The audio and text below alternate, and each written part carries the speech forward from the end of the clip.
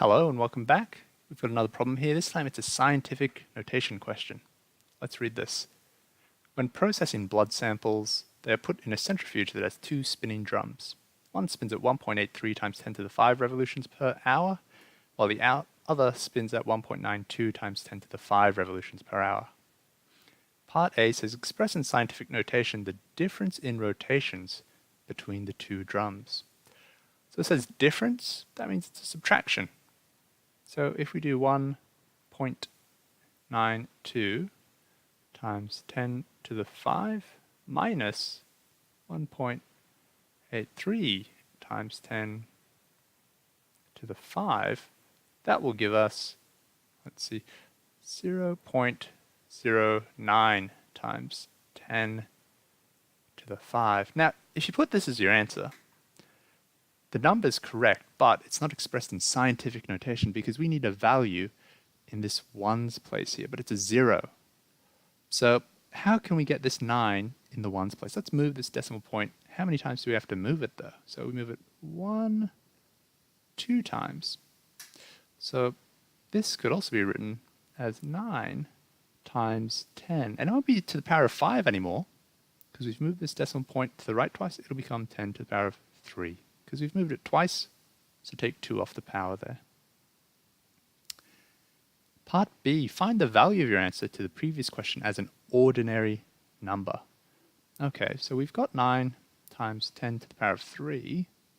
That's the same as 9 times 1,000. That's just 9,000. That was nice enough.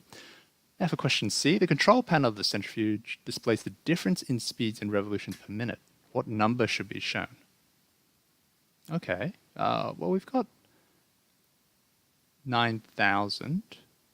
That's the difference in speeds, but that's revs per hour. It wants it. This is definitely an arrow. Definitely an arrow and nothing else. It can't be confused for anything else. Yep, perfect, fantastic. It wants something revolutions per minute. How do you convert hours to minutes? Well, we know there's 60 minutes in 1 hour. So for this, the number should be much smaller, because in an hour we get 9,000 revolutions. How many would be per minute? The difference at least. So for this, we would have to do 9,000 divided by 60. And what does that equal? What is 9,000 divided by 60? You'll get a fairly nice number, 150 revolutions per minute.